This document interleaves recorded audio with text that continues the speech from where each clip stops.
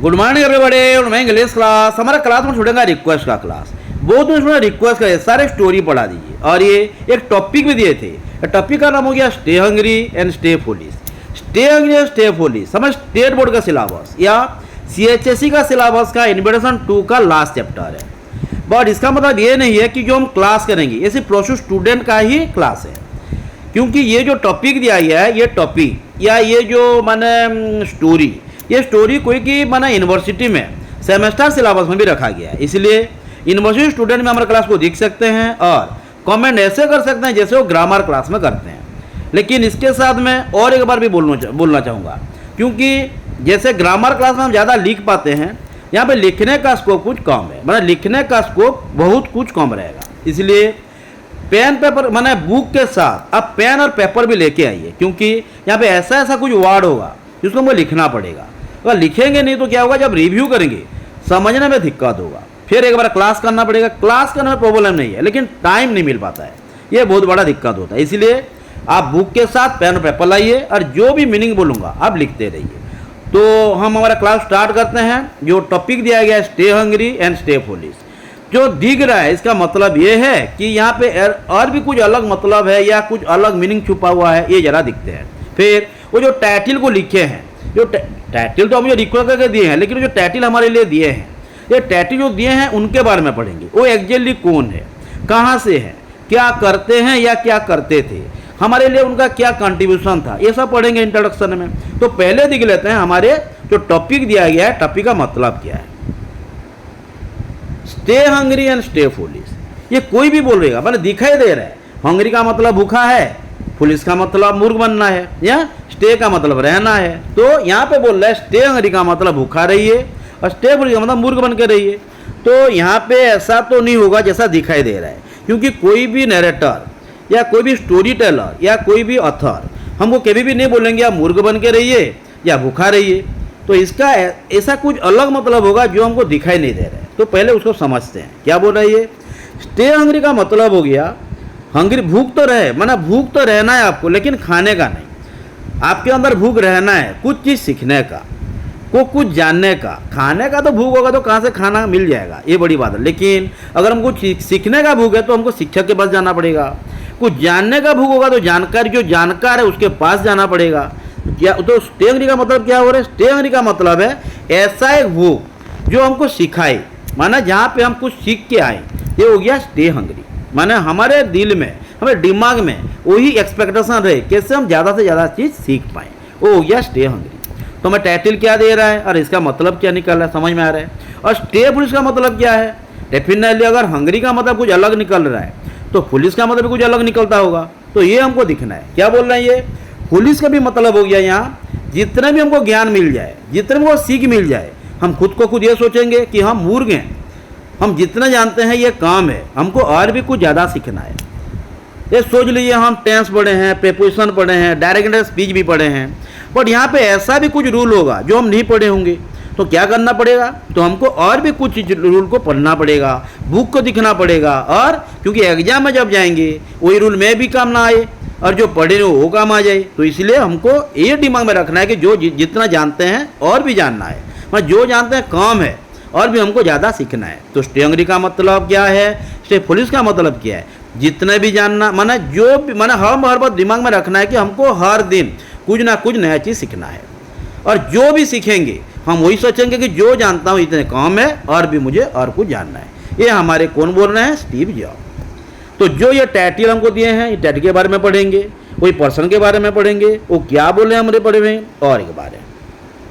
बिल्कुल हमारा टाइम हो गया 1 मिनट 17 सेकेंड। तो इसके लिए हम आगे बढ़ेंगे, क्यों टाइम को भी दिख के रहा है कितना टाइम में कितना हम हासिल कर रहे हैं। तो स्टीव जॉब, हम उनको मैंने उनके बारे में पढ़ने के पहले से मैं पहले एक चीज़ बताना चाहूँगा।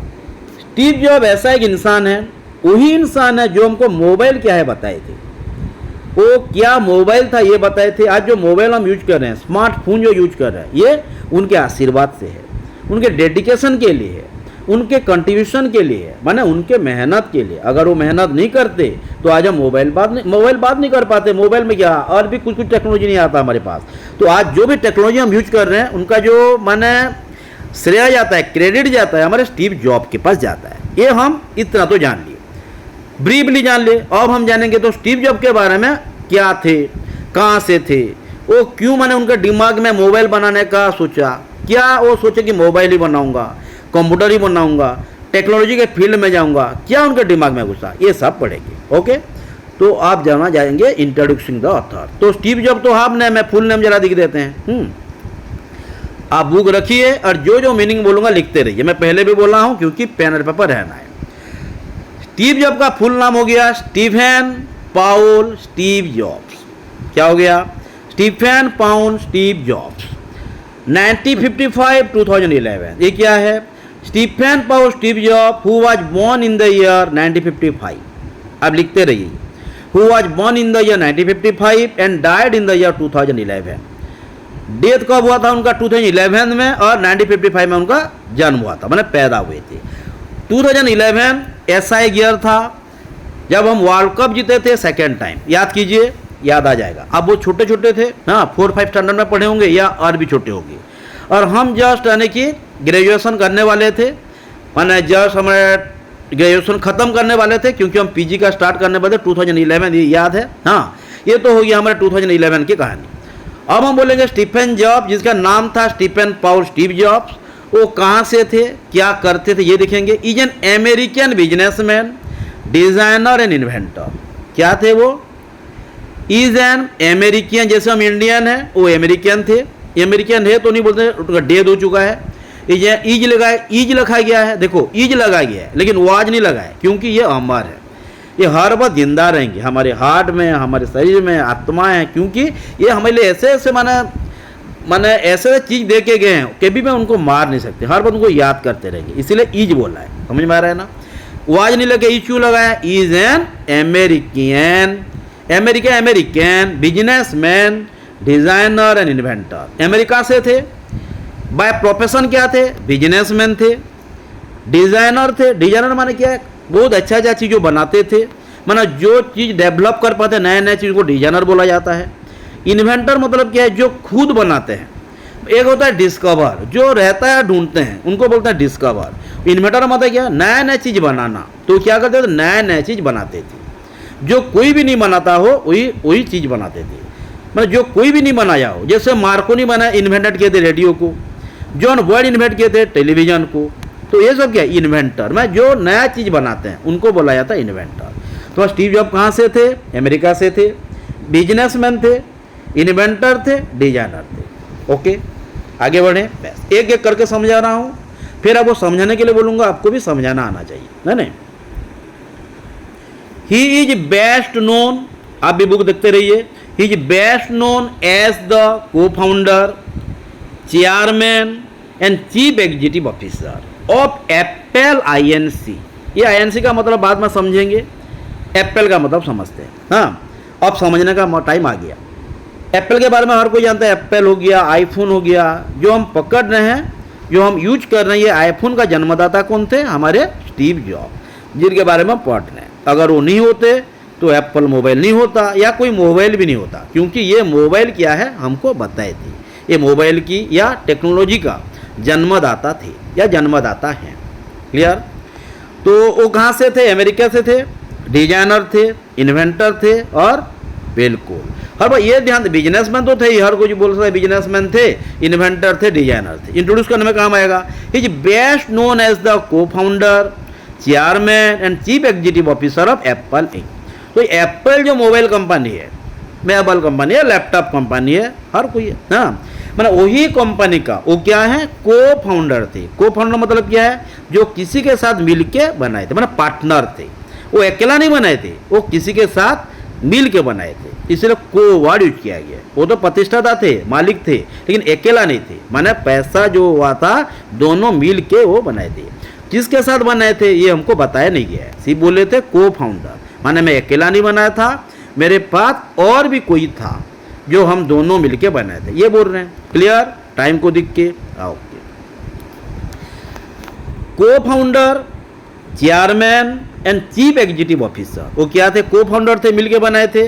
और वो एप्पल का क्या थे? चेयरमैन थे और चीफ एग्जीक्यूटिव ऑफिसर थे। एप्पल का नाम हर कोई जानता है, उसे आईफोन भी बोलते हैं, एप्पल भी बोलते हैं। INC का मतलब हो गया इनकॉर्पोरेशन। अब लिखते रहिए INCORPORATION, इनकॉर्पोरेशन। तो जो 2 लाइन हम पढ़े, कुछ डाउट है? बिल्कुल। He is one of the greatest visionaries of our times. ध्यान देना, कुछ वर्ड है, मैं बोला था ऐसा ऐसा कुछ वर्ड है या वर्ड होगा जो लिखना पड़ेगा, लिटरेचर में ये इंपॉर्टेंट है। Is one of the greatest visionary. Is one of the माने जितने भी माने विजनरीज थे वो वही विजनरीज से एक थे, माने यही एक विजनरीज से नहीं बोल रहे हैं, जितने भी विजनरी उस टाइम में थे या हमारे टाइम में थे, हमारे जो स्टीफन पाउल जॉब एक थे या एक है। तो यहाँ पे विजनरीज का मतलब क्या है? जो माने प्रेजेंट से फ्यूचर को दिख पाते हैं, माने 20 साल बाद हमको क्या करना है, 30 साल के बाद क्या दुनिया को चाहिए। आप ये सोच लीजिए, जियो को ले लीजिए, जियो को हम 20-30 साल पीछे चले जाते हैं। जियो बोलकर क्या था, कोई लोग जानते भी नहीं थे, लेकिन आज जियो ही पूरा लाइफ बन गया, हार्ट बन गया, सोल बन गया, हर के हाथ में जियो का मोबाइल भी है, सिम भी है। तो लेकिन ये 20-30 साल पहले क्या था क्या, लेकिन जियो आने के पहले से जो माने विजनरी माने जो क्या बोले थे ये, माने उनका हर बात ध्यान रहता, विजनरी जो थे, माने जो जियो बनाया था, रिलायंस बोलकर नहीं बोल रहा मैं, एग्जाम्पल लेता हूँ, सिर्फ वही कॉन्सेप्ट का एग्जाम्पल दे रहा हूँ। माने जियो आने के पहले से वो लोग सोच चुके थे कि हमको दुनिया को जियो देना है, जियो मोबाइल देना है। ऐसे माने हमारे जो स्टीव जॉब है ये भी माने प्रेजेंट से माने अतीत से बोल दिया, फ्यूचर को ये दुनिया को देना है, ये हो गया विजनरी। जो माने प्रेजेंट में वर्तमान फ्यूचर को दिख पाते हैं, माने क्या हो जाएगा 30 साल के बाद, हमें क्या करना है और दुनिया उसे एक्सेप्ट भी करेगा, इस तरह के लोग को बोलते विजनरी। मतलब विजनरी मतलब समझ में आया, who looks the future, who look ahead toward the future, मतलब जो फ्यूचर को दिखते हैं राइट फ्रॉम द प्रेजेंट, उसको बोला जाता है विजनरी। यहाँ पे कोई मीनिंग भी दिया होगा, जब मैंने कि +2 का अगर बुक्स है तो कुछ मीनिंग दिया है, लेकिन यूनिवर्सिटी का जो सिलेबस है यहाँ पे मीनिंग में भी नहीं दिया होगा, क्योंकि यूनिवर्सिटी के स्टूडेंट बहुत बड़े हो गए होते हैं और बहुत कुछ जानकार भी हुए होते हैं, इसलिए उनका मीनिंग नहीं भी दिया गया होगा। इसलिए जो मीनिंग बोल रहा हूँ जरा आप लिखते रहिए, +2 स्टूडेंट भी लिखते रहिए, क्योंकि बुक में जो मीनिंग दिया गया है ये मे भी समझ में नहीं आया, क्योंकि क्रिटिकल वर्ड भी दिया गया होगा। ओके, तो he visionary of our time, a revolutionary who change the way people experience technology today. और क्या थे वो? विजनरी थे। विजनरी का मतलब समझ में आया, जो प्रेजेंट से फ्यूचर को दिख पाते हैं। और रेवोल्यूशन मतलब क्या है? ऐसा एक इंसान जो कुछ नया करके दिखाते हैं, माने जो कोई भी ना क्या हो वो करके जो दिखाते हैं उनको बोलते हैं रिवोल्यूशनरी। रिवोल्यूशन से विप्लव है, विप्लवी तो बोल नहीं सकते, समझ में नहीं आएगा, तो वही समझते हैं जो हमको समझ में आए, माने ऐसा एक इंसान जो कुछ नया करके दिखाते हैं उनको बोलते हैं रिवोल्यूशनरी। ओके, तो यहाँ पे रिवोल्यूशनरी कौन है? Steve job. विजनरी कौन है? Steve job. बिजनेसमैन भी वही है, डिजाइनर भी वही है, इन्वेंटर भी वही है। समझ में आया? एक बेस। अब हम चले जाएंगे हमारे आगे। Who change the way people experience technology today. तो हु बोलकर कौन है? स्टीव जॉब ऐसा ऐसा कुछ करके गए जिसलिए हम आज टेक्नोलॉजी यूज कर पा रहे हैं। जो टेक्नोलॉजी हम यूज कर पा रहे हैं, आज हम एप्पल यूज कर पा रहे हैं और दूसरे से मोबाइल भी यूज कर पा रहे हैं, लेकिन दूसरा मोबाइल को दिया कौन है? जन्मदाता कौन है? ये मोबाइल को दिखाया था कौन? हमारे स्टीव जॉब। आज जो मोबाइल हम यूज कर रहे हैं, जो मोबाइल का क्लास कर रहे हैं, ये किसके लिए? हमारे स्टीव जॉब के लिए। तो जो टेक्नोलॉजी हम आज यूज कर पा रहे हैं किसके लिए है? स्टीव जॉब के लिए। तो is one of the greatest visionary of our times, revolutionary who change the way people experience technology today. समझ में आया? डाउट नहीं? ओके, तो यहाँ अगर डाउट होगा, मैं तो अंडरलाइन नहीं दे रहा हूँ, लेकिन आपके पास बुक है, अब जो बोल रहा हूँ ध्यान दे रहे हैं।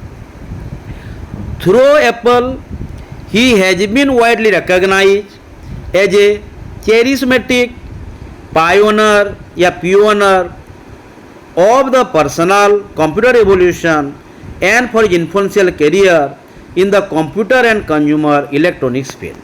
ओके, यहाँ पे कुछ वर्ड है जिसको हमको समझना है, तो पहले वही वर्ड को हम समझ लेते हैं। यहाँ पे लिखिए आप, पायोनर, पहले चेरिस्मेटिक। चेरिस्मेटिक मतलब ऐसा एक इंसान जो माने हमको इंस्पायर करा पाए, जो हमको एनकरेज करा पाए, जो हमको मोटिवेट करा पाए, माने अच्छा अच्छा सोच हमें दिमाग में रख पाए या हमको अच्छा अच्छा सिखा पाए, उसको बोलते हैं पायोनियर। माने यहाँ पे हमारे स्टीव जॉब क्या है? हमको बहुत अच्छा चीज़ सिखाई, बहुत अच्छा चीज़ हमको दिए, अच्छा सोच हमारे दिमाग में रखे, माने हमको नया नया चीज़ सिखाए, उसको बोलते हैं पायोनियर। तो पायोनियर का मतलब क्या है, जो हमको अच्छा अच्छा चीज़ सिखाए, माने हमारा थॉट को नोबल करा दिए, वो बहुत अच्छा माने नेक्स्ट सोच दे दिए, उसको बोलते हैं क्या, कैरिस्मेटिक। पायोनियर का मतलब क्या है, पायोनियर मतलब वही है जो माने पहला इंसान हो जो कोई काम वही एक ही आदमी करा हो। मैं सोच लीजिए, माने जैसे मोबाइल जब दिखा था दुनिया, वही माने पहले इंसान थे जो मोबाइल क्या है दुनिया को दिखाए थे, तो वही को बोल देते हैं हम पायोनियर। समझ में आया। ये सोच लीजिए हम एक मोबाइल बनाए, और मोबाइल कोई भी नहीं बनाया हो, मोबाइल हर के लिए ड्रीम हो, माने ख्वाब हो, और वही मैं आपको दिखा दिया या वही आपको दिया, तो वो हो गया मैं पायोनियर। तो हमारे जो स्टीव जॉब क्या थे, पायोनियर भी थे और कैरिस्मेटिक। कैरिस्मेटिक क्या थे, दूसरों को माने अच्छा अच्छा ज्ञान देते थे, अच्छा सोच देते थे, अच्छा अच्छा माने तरीका बताते थे, उसको बोलते हैं पायोनियर।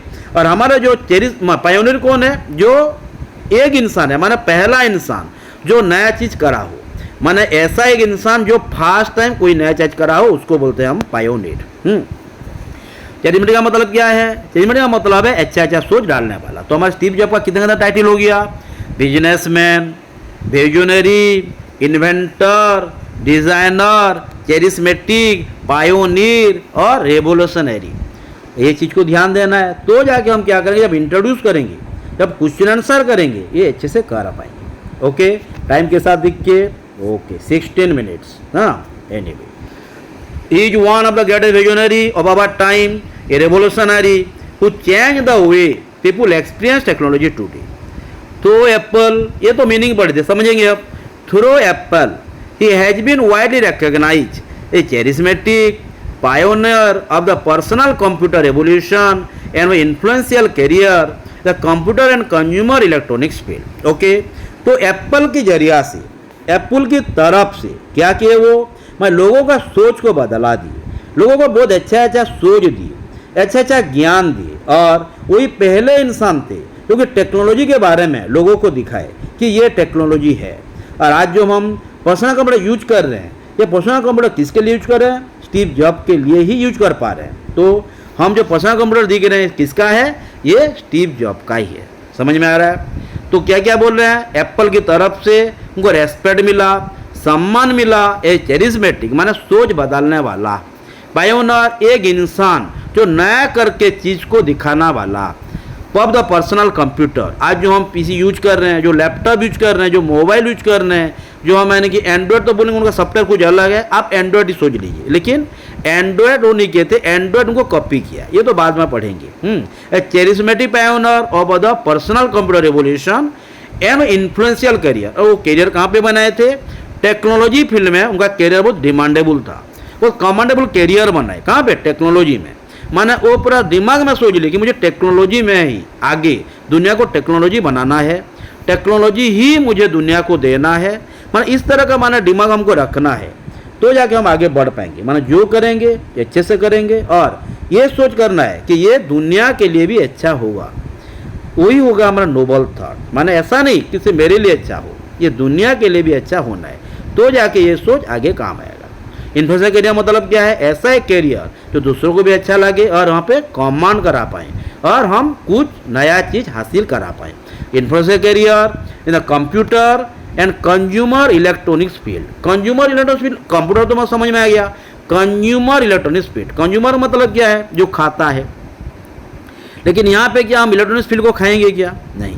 ऐसा चीज़ जो हम यूज करते हैं, जो डेली यूज करते हैं, डेली क्या क्या यूज करते हैं, मोबाइल यूज करते हैं, लैपटॉप यूज करते हैं, टेलीविज़न यूज करते हैं, तो ये मतलब ये सब टेक्नोलॉजी हमको कौन दिए हैं, मैं डेली यूज करने के लिए जो टेक्नोलॉजी हमको दिए, ये दिए हैं हमारे स्टीव जॉब। तो अगर हम ऑन द अदर एंड बोलेंगे, तो आज जो टेक्नोलॉजी हम यूज कर रहे हैं, ये हमारे स्टीव जॉब का वरदान है। तो आज जो टेक्नोलॉजी का जन्मदाता कौन है, हमारे स्टीव जॉब। तो हमारा जो ऑथर के बारे में हम पढ़े, अगर डाउट होगा तो हम फिर रिव्यू क्लास करेंगे, लेकिन डाउट नहीं होना चाहिए, क्योंकि मैं एक एक करके समझा रहा हूँ, और आपको भी लिखने के लिए बोला, अगर आप मीनिंग लिख रहे हैं तो बिल्कुल समझ में आएगा, अगर नहीं लिखे हैं तो बिल्कुल समझ में नहीं आएगा। ओके, फिर हम चले जाएंगे यूनिट 1। ये तो हम हमारे ऑथर को इंट्रोड्यूस किए। यूनिट 1 में बोले हैं वार्म अप। वार्म अप का मतलब होता है जिसके बारे में हम पढ़ेंगे, हम ये यूनिट में जिसके बारे में पढ़ेंगे वो दिया है, तो ये भी जरा दिख लेते हैं। हाँ, बुक घर के पास है, और यहाँ पे जो यूनिवर्सिटी के स्टूडेंट बैठे हैं वो ज़रा ध्यान दीजिए, माने उनको मीनिंग नहीं दिया होगा, इसलिए मीनिंग को आपको लिखना है।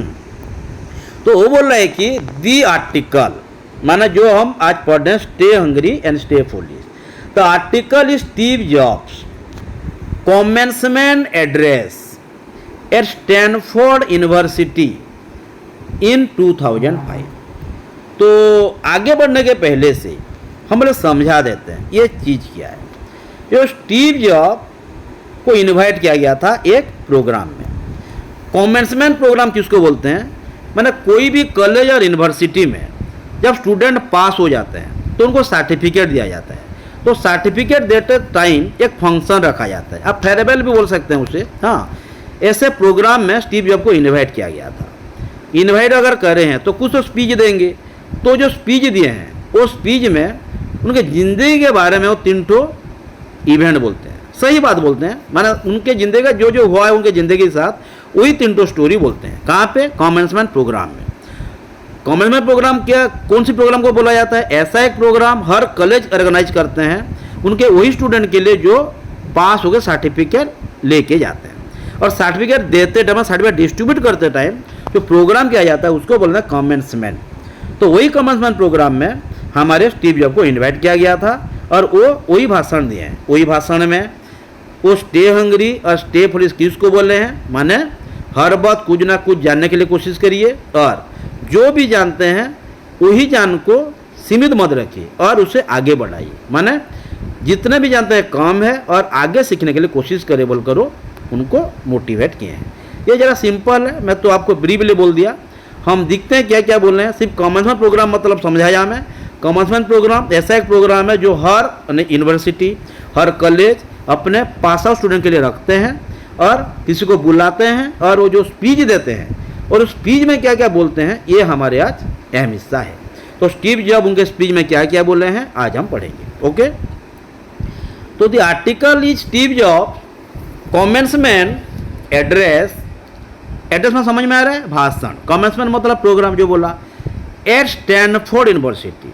स्टैनफोर्ड यूनिवर्सिटी मतलब स्टैनफोर्ड माना जगह है, जैसे हमारे संबलपुर यूनिवर्सिटी, ज्योति विहार भी बोलते हैं, संबलपुर भी बोलते हैं। ऐसे स्टैनफोर्ड एक जगह है, वो कैलिफोर्निया में है और कैलिफोर्निया यूएस में है, माने यूनाइटेड स्टेट में है। जैसे हमारे संबलपुर यूनिवर्सिटी उड़ीसा में है, इस तरह स्टैनफोर्ड यूनिवर्सिटी कैलिफोर्निया में है, कैलिफोर्निया यूएस में है। तो ये कहाँ से आया, कैलिफोर्निया यूएस में आया। तो यूएस का एक यूनिवर्सिटी है, कौन, स्टैनफोर्ड यूनिवर्सिटी। उनको बुलाया गया था, इनवाइट किया गया था कब, in 2005। Commencement address at Stanford University in 2005। Okay, it is one of his most quoted speeches. माने ये जो भाषण दिए वो जितने लोगों को भाषण दिए, मैं जितने भी यूनिवर्सिटी को गए हैं या जहाँ भी भाषण दिए हैं वही भाषणों में से सबसे अच्छा भाषण ये है। माने जितने भी अच्छे भाषण दिए हैं, माने जितने भी अच्छे अच्छे उनका स्पीच रहा है, ये स्पीच वो सब स्पीच में से एक है। Clear, it is one of his most coated speech. माने जितने भी भाषण दिए हैं ये स्पीच उनमें से एक है। Okay, it has been described as life changing and career transforming. क्या बोल रहा है ये जो भाषण दिए, ये भाषण अगर कोई सुना हो तो उसका क्या हुआ, जिंदगी परिवर्तन हो गया हो। माने ये भाषण जो दिया है माने मोटिवेशनल, माने इतना अच्छा है, इतना एडवाइसेबल है, इतना सीख था वहाँ पे, जो भी दिखा उसका जीवन परिवर्तन हो गया हो।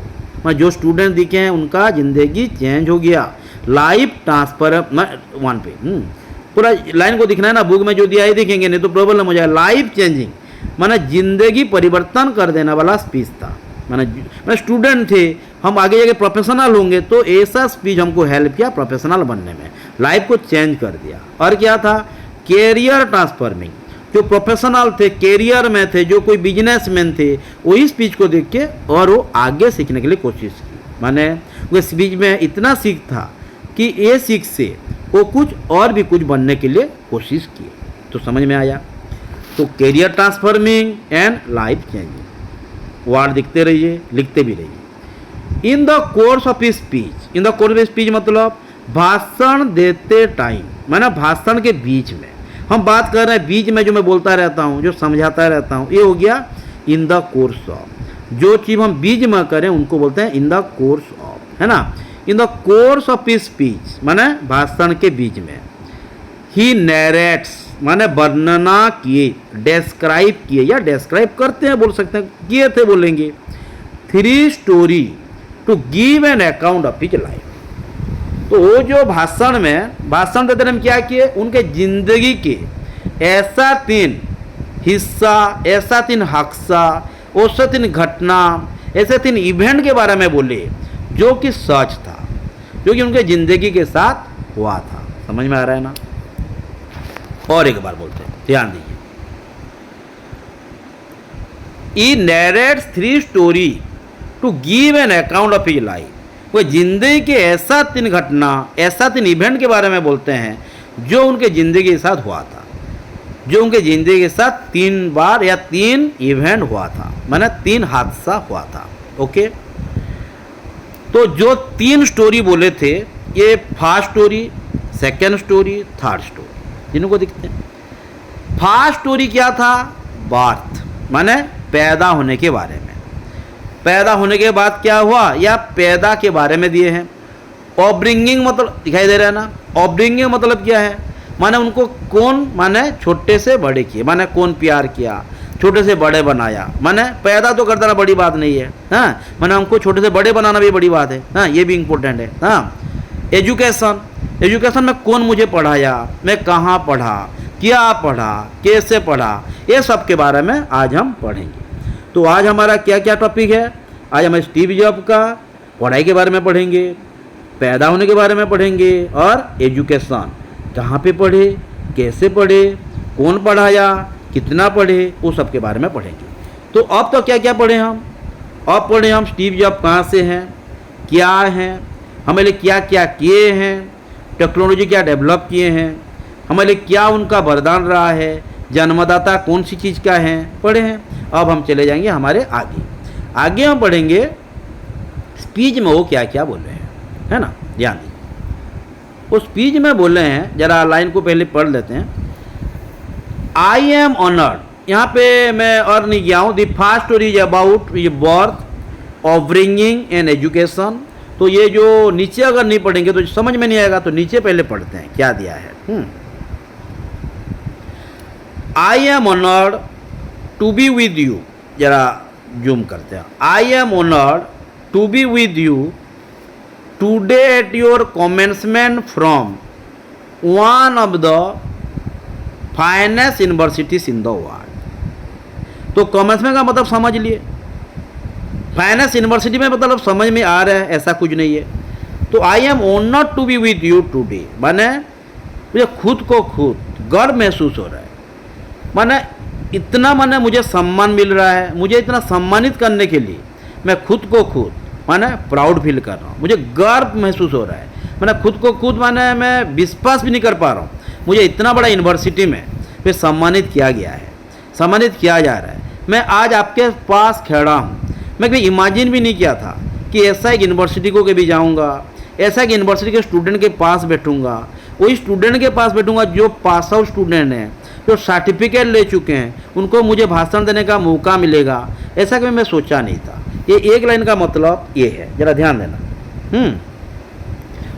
तो I am honoured to be with you today at your commencement from one of the finest universities in the world. माने मुझे ऐसा एक यूनिवर्सिटी जो दुनिया का सबसे बड़ा यूनिवर्सिटी, माने जितने भी यूनिवर्सिटी हैं सबसे बड़ा बड़ा यूनिवर्सिटी में, माने आपके माने जैसे यूनिवर्सिटी में मुझे इनवाइट किया गया है, माने ऐसा माने मुझे मिलेगा मौका ऐसा एक यूनिवर्सिटी में भाषण देने के लिए, जाने के लिए मैं कभी सोचा नहीं था, ये वो बोल रहे हैं। तो I am honoured to be with you today at your commencement program, और ऐसा एक माने सेरेमनी को बुलाया जाएगा जहाँ पे स्टूडेंट को पास आउट करने के बाद माने सर्टिफिकेट देने के बाद उनको मैं सिखाऊंगा या वो मेरे भाषण सुनेंगे, ये मैं सोचा नहीं था, इसलिए मैं खुद को खुद प्राउड फील कर रहा हूँ, ये उसका मतलब है। बुक में अलग नहीं दिया वही है, लेकिन हमको मतलब समझने का तरीका अलग करना पड़ेगा और लिखने का भी तरीका अलग करना पड़ेगा, तो जाके हमको बोर्ड में मार्क मिलेगा। Okay, clear.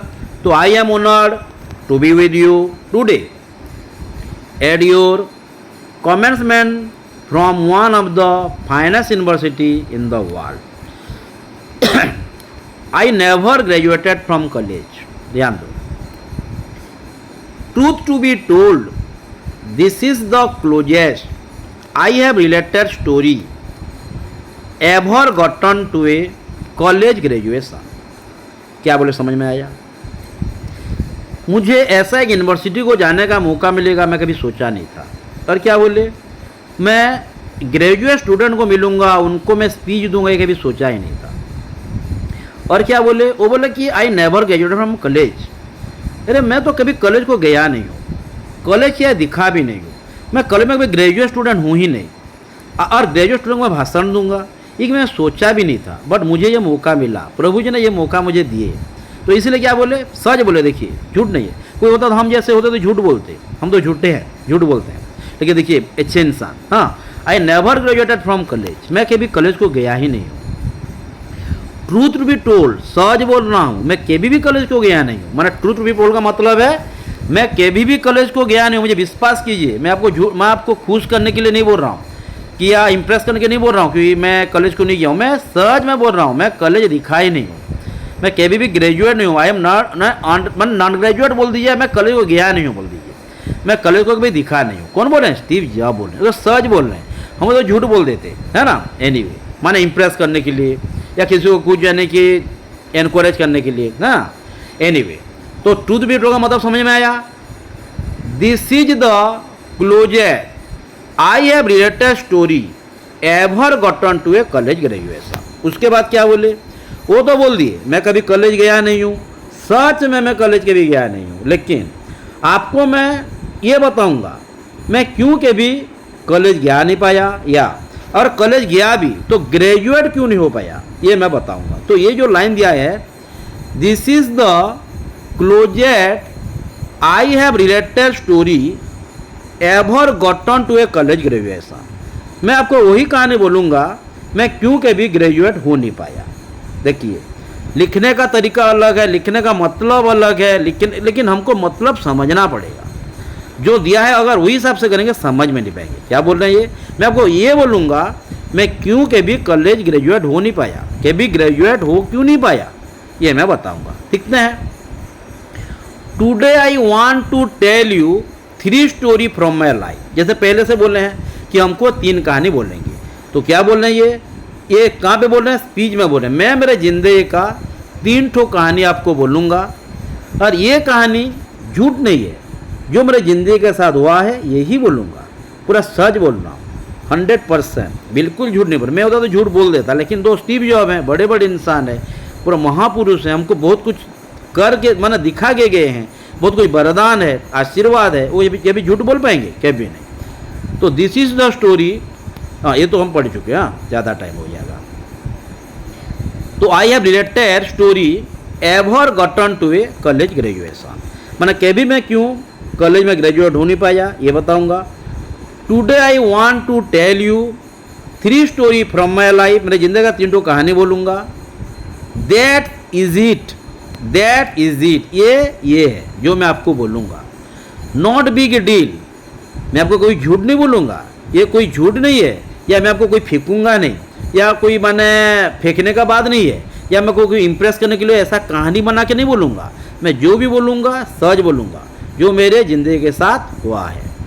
Just 3 story, but ये 3 कहानी फिल्मी कहानी नहीं है, मेरे ज़िंदगी का कहानी है, जो मुझे आपके लिए लाने के लिए मदद किया है। ओके, तो जो पढ़े हम 3 पैराग्राफ ख़त्म करेंगे। अब ख़त्म हो चुका है, मैं भी समझ में आता होगा, नहीं भी आता होगा तो फिर रिव्यू करेंगे, लेकिन जो मीनिंग बोल रहा हूँ आप लिखते रहिए, मीनिंग नहीं लिखेंगे तो समझ में नहीं आएगा। हाँ, तो the first story about connecting the dots, माने पहला कहानी है मैं जो टेक्नोलॉजी के बारे में जाना, जो डॉट के बारे में जाना, ये मेरे ज़िंदगी के साथ क्या किया।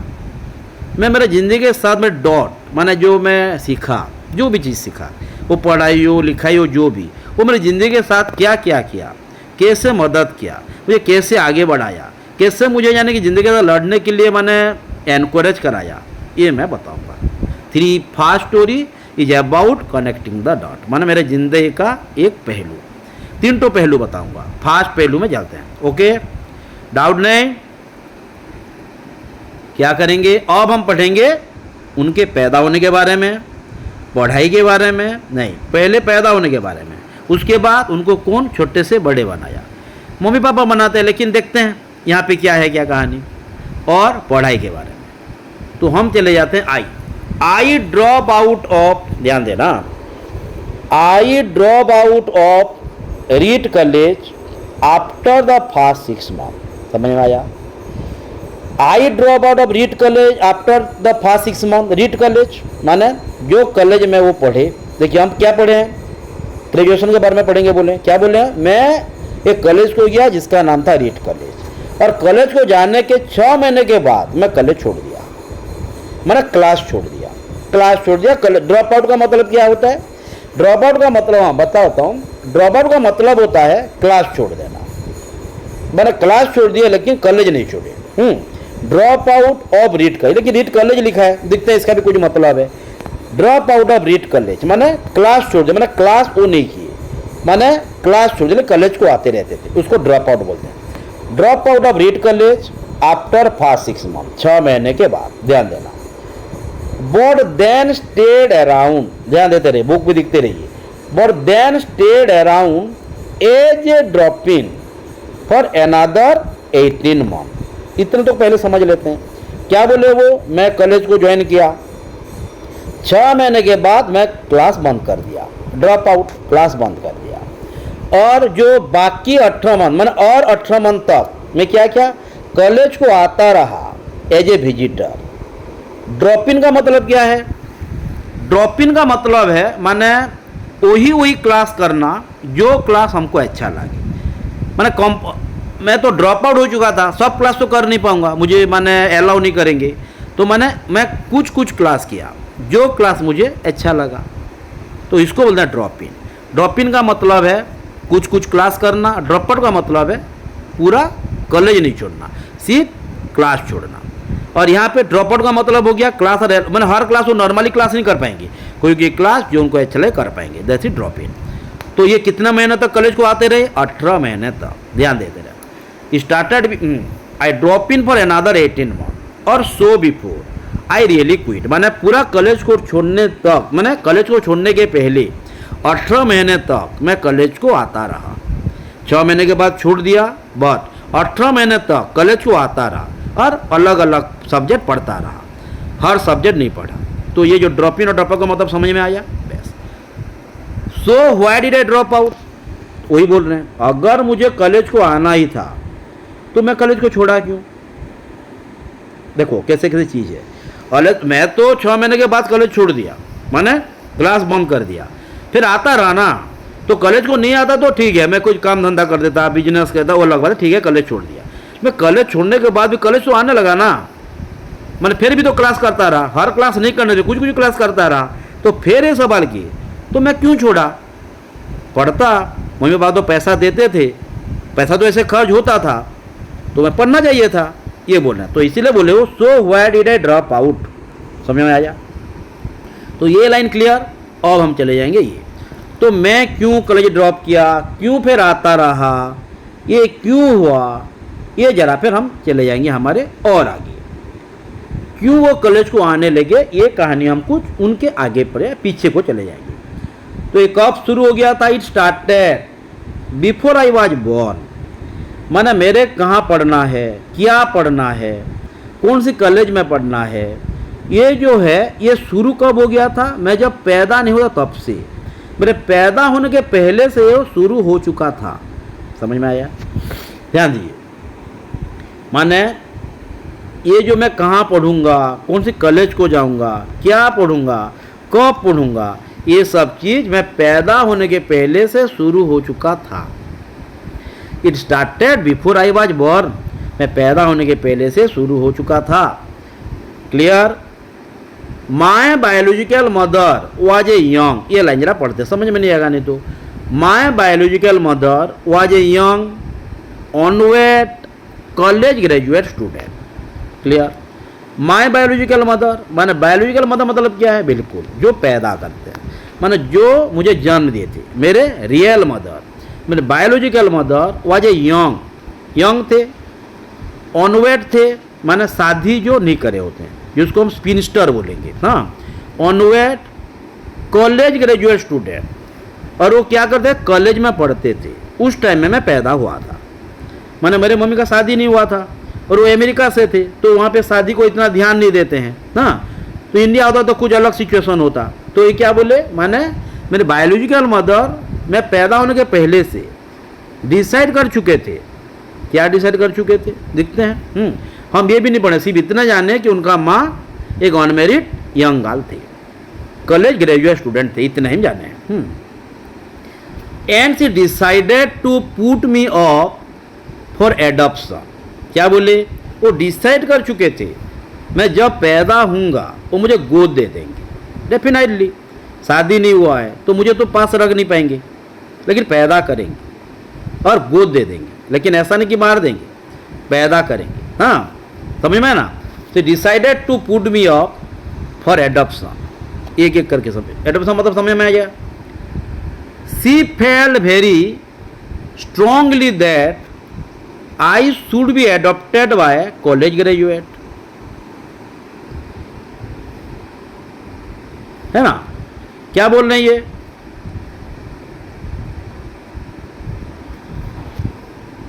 वन मिनट, हाँ हाँ, कुछ गड़बड़ हो जाता है कभी कभी, started before I was born कहाँ से थे, हाँ, तो वो मुझे गोद देने के लिए डिसाइड कर दिए। She felt very strongly, she felt very strongly that I should be adopted by college graduate, लेकिन ये क्या बोले, मैं जो एडॉप्ट माने मेरे बेटा को जो गोद दूंगा, जो भी गोद लेगा, ये जो माँ बाप होंगे या जो भी गोद लेगा, ये ग्रेजुएट होना बहुत जरूरी है, और ग्रेजुएट नहीं होगा तो मैं मेरा बेटा को गोद नहीं दूंगा। कितना स्ट्रांग है, हैं, क्या बोले, माने strongly, she felt very strongly that I should be adopted by college graduate, माने जो भी कपल या जो भी मम्मी पापा, मेरे जो मम्मी पापा होंगे, माने राइटर या पोएट तो नहीं है, स्टोरी टेलर या नरेटर बोल सकते हैं या ऑथर बोल सकते हैं, जो भी गोद लेंगे ये माने मेरे ग्रेजुएट होना चाहिए। कौन बोले, मेरे बायोलॉजिकल मदर बोली, नहीं तो मैं मेरा बेटा को गोद नहीं दूंगा। Clear. So everything was all set for me to be adopted at birth by lawyer and his wife. समझ में आया। तो इसलिए मैं जब पैदा होऊंगा तो मुझे एक एडवोकेट कपल सोच लीजिए या एडवोकेट मम्मी पापा को गोद दिया जाएगा बोलकर डिसाइड किया गया था, क्योंकि एक एडवोकेट पेरेंट्स मुझे बोले थे वो मैं पैदा होने के बाद वो मुझे गोद लेंगे। समझ में आया। दिखते हैं तो समझ में आता होगा, क्रिटिकल नहीं है। एक्सेप्ट वहाँ पे दे she felt very strongly that I should be adopted by college graduate. So every college graduate समझ में आया। तो कॉलेज ग्रेजुएट ना, कॉलेज ग्रेजुएट होना ही होना है, नहीं तो मुझे गोद नहीं देंगे। एक्सेप्ट दैट वो यानी so everything was all set for me to be adopted at birth by lawyer and his wife. तो मैं पैदा होने के पहले से ये डिसाइड हो गया था कि मैं जब पैदा होऊंगा मुझे एक एडवोकेट पेरेंट्स या एडवोकेट कपल गोद लेंगे। ओके बस।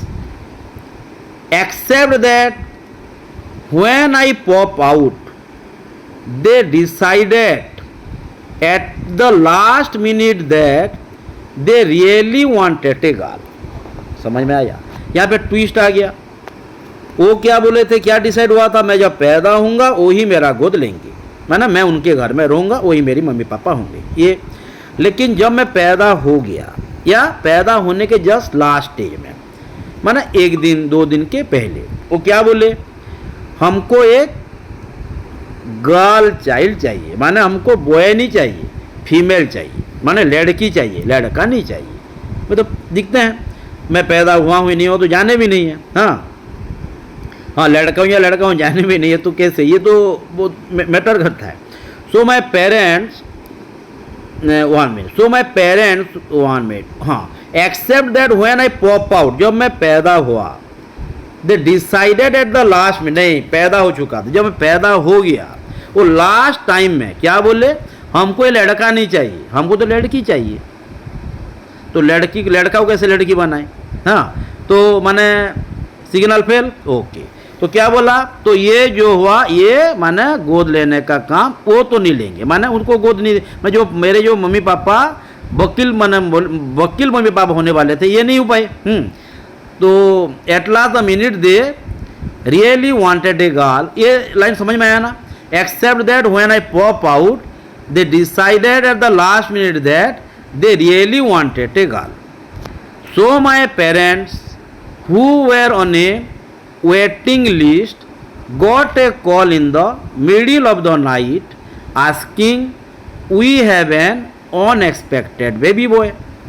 ये जरा ध्यान देके समझते हैं, हाँ क्या बोले, देखिए वो तो बोले एडवोकेट लोग हमको लड़की चाहिए लड़का नहीं चाहिए। तो माँ क्या बोले, ठीक है, और क्या बोलेंगे, जबरदस्त थोड़े ना, लड़का को लड़की तो कर नहीं पाएंगे। तो क्या होता है जब गोद लेने का होता है, माने हर कोई लाइन में रहते हैं, जैसे हम एडमिशन करते हैं वेटिंग लिस्ट में रहते हैं, जो ज़्यादा मार्क लाता है वो पहले सीट पा जाता है, जो वेटिंग लिस्ट में रहता है तो अब सीट पाता है, जो माने अगर एडमिशन माने जो ज़्यादा मार्क पाया हो वो अगर और कोई कॉलेज में एडमिशन कर लेगा तो सीट मिलेगा। तो यहाँ भी ऐसा है, वेटिंग लिस्ट का आपको मतलब समझ में आता होगा। तो जो वेटिंग लिस्ट में थे मेरे पेरेंट, जो मेरे माने मुझे जो गोद लिए, वो जो उनके बाद में थे, जब हमारे वकील पेरेंट्स हैं जो एडवोकेट थे वो जो मना कर दिए, उनको खबर गया कि हमारा, दिखते हैं वही लाइन को पढ़ देते हैं। So my parent who were in a waiting list got a call in the middle of the night asking we have an unexpected baby boy, do you want him. क्या बोले, मेरी माँ क्या बोले, माने उनके बाद जो थे, माने जो वेटिंग लिस्ट में थे, उनको बोले कि हमारा एक नहीं चाहता हुआ एक लड़का हुआ है, अनमेरिड थे, चाहता हुआ तो नहीं होगा डेफिनेटली, वो माने मेरे तो माने इच्छा से पैदा नहीं करते, सिर्फ एडॉप्ट करने वाले थे, एडॉप्ट, हाँ बिल्कुल एडॉप्ट देने वाले थे। तो क्या बोले, अनएक्सपेक्टेड क्यों वर्ड यूज किया गया समझ में, अगर मेरिड होते तो एक्सपेक्टेड होता, हाँ, इसलिए क्या बोले, we have an unexpected baby boy, माने हम एक गर्ल चाहते थे बॉय हो गया, ऐसा नहीं। अनएक्सपेक्टेड कौन सी वर्ड में यूज किया गया है, अनएक्सपेक्टेड, इसलिए क्योंकि वो अनमेरिड थे। We have an unexpected baby boy, do you want him.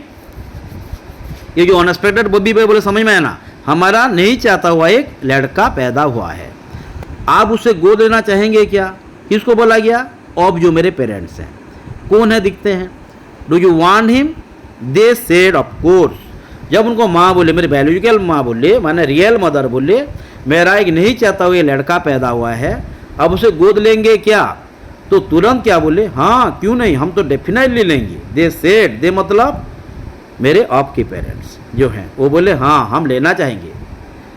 My biological mother later found out that, one minute, my biological mother later found out that my mother had never graduated from college and that my father had never graduated from high school। लेकिन यहाँ पे condition वो बनाए थे कि जो भी मेरा बेटा को गोद लेगा वो ग्रेजुएट होना चाहिए। एक तो एडवोकेट थे, वो तो बोले कि हमको लड़की चाहिए, वो तो चले गए, लेकिन जो लेने वाले थे, जो वेटिंग लिस्ट में थे, पूरा मैंने गोद लेने वाले थे उनको, वो भी मुझे लेने वाले थे, पूरा डिसाइड भी हो चुका था। लेकिन बाद में मेरे बायोलॉजिकल मदर को पता चला, मैंने मेरे जो रियल मदर है जो पैदा किए थे उनको पता चला कि जो मेरे मम्मी हैं वो कभी कॉलेज नहीं गए थे और जो मेरे पापा हैं वो कभी हाई स्कूल नहीं गए थे। तो क्या हुआ, कंडीशन फेल। तो क्या किए, वो मुझे वहाँ भी एडॉप्ट देने के लिए मना कर दिए, बिल्कुल नहीं। देखो कितने स्ट्रांग है वो लोग, माने अनमेरिड हैं, पैदा हो चुका है बेटा, फिर भी वो कितना कंडीशन बना रहे हैं, माने इसलिए माने हम जो काम करेंगे वही करेंगे, और जो काम करेंगे उसमें विश्वास भी होना चाहिए। हमको इस सबसे ये सीख मिलता है कि माने मेरा बेटा है, माने मेरा बेटा ही है, मैं दूसरे को दे रहा हूँ, ये बड़ा दे रहा हूँ, मैंने है वो तो मेरा ही है, तो मैं जो मैं हूँ, मैं मेरा बेटा को भी ऐसा बनाना चाहता हूँ, ये बोल रहे हैं। जो जैसे बनाना चाहता हूँ मैं, समझ में आ गया तो ध्यान दें। तो फिर क्या बोल रहे हैं, we have an unexpected baby boy, do you want him? They said of course my biological mother later found out that my mother had never graduated from college and that my father had never graduated from high school. यहाँ पे graduate का मतलब कुछ अलग है, हमारे Indian system of education अलग है और वेस्टर्न सिस्टम ऑफ एजुकेशन ये अलग है। यहाँ पे ग्रेजुएशन को बोलते हैं +3 जो माने ग्रेजुएट हो जाता है, यहाँ पे स्कूल में भी बोलते हैं। ये वेस्टर्न स्कूल ऑफ एजुकेशन का एक टॉपिक है, ये कभी पढ़ लेंगे हम, हाँ ये डेप्थ में जाएगी, ये लेकिन डेप्थ में नहीं है, कुछ अलग टॉपिक है, हाँ ये तो भाषण है। तो यहाँ पे क्या दिया है दिखते हैं, तो they said of course my biological mother later found out that my mother had never graduated from college and that my father had never graduated from high school। मैं माय मदर बोला जा रहा है, माय बायोलॉजिकल मदर बोला जा रहा है, confuse नहीं होना है। माय मदर बोलने से जो मुझे गोद लिए, तो फिर क्या हुआ, मना कर दिया, तो गोद कौन लिया, वो भी तो है। She refuse to sign the final adoption paper. तो गोद लेने का एक पेपर रहता है, उस टाइम में भी रहता था, अब भी रहता है। तो क्या प्रमाण है कि वो उसका बेटा है, तो इसलिए एक साइन रहता है, पेपर रहता है। तो साइन करने के लिए मेरे बायोलॉजिकल मदर मना कर दिए। सी ओनली रिलेंटेड, तो क्या करेंगे, चले जाएंगे, जबरदस्त तेरा बेटा जबरदस्त चुरा के थोड़े ना लेंगे ना। She only relented few month later when my parents promise that I would someday go to college. लेकिन कुछ दिन बाद या कुछ महीने बाद बोला है, शायद दिन देते हैं।